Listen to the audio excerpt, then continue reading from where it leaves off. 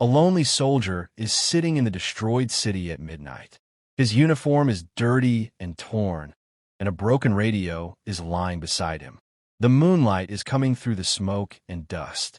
The place is silent, but the sound of enemy footsteps can be heard in the distance.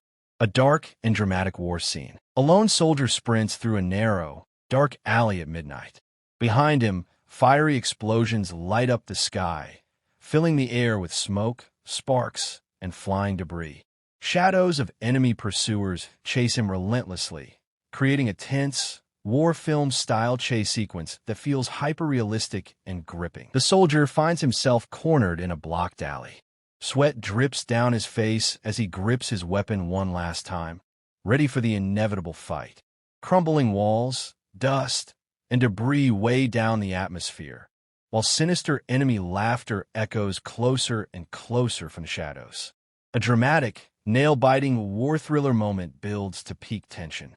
The Last Stand, Fall of the Reich, 1945. Full movie-length story, historical thriller, and emotional drama. Berlin, April 1945. The world was at its breaking point.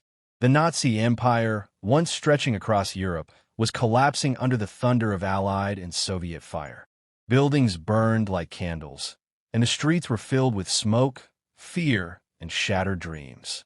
Inside that storm of destruction marched Sergeant William Harris, a 30-year-old soldier of the U.S. Army's 3rd Armored Division. His eyes were tired, his uniform torn, his soul scarred by too many battles. He had survived Normandy, France, and Belgium, but Berlin was different. Berlin was the end. Beside him walked Lieutenant James Carter, the strategist, sharp, calm, and fearless. Behind them followed Corporal Jack Turner, the joker of the squad who had lost his smile months ago, and Private Sam O'Connor, the youngest, barely 19, clutching his rifle like a lifeline. Into the inferno. The squad moved through the ruins of a bombed-out neighborhood. The once grand avenues of Berlin were now rivers of ash. Civilians hid in cellars, children cried in the dark, and the sky was alive with the sound of distant shell fire. "Command says this is the final push," Carter said, adjusting his helmet. "Push," Turner muttered. "We're crawling through hell. We finish this today," Harris said, "or we don't finish at all." Suddenly, machine gun fire erupted from a nearby building. Bullets shredded the air. The squad dove for cover behind a crumbling wall. Harris peeked out. Nazi soldiers still fighting with desperation. "Grenade out!" Turner yelled. The explosion rocked the street, and silence followed. Smoke cleared to reveal lifeless uniforms.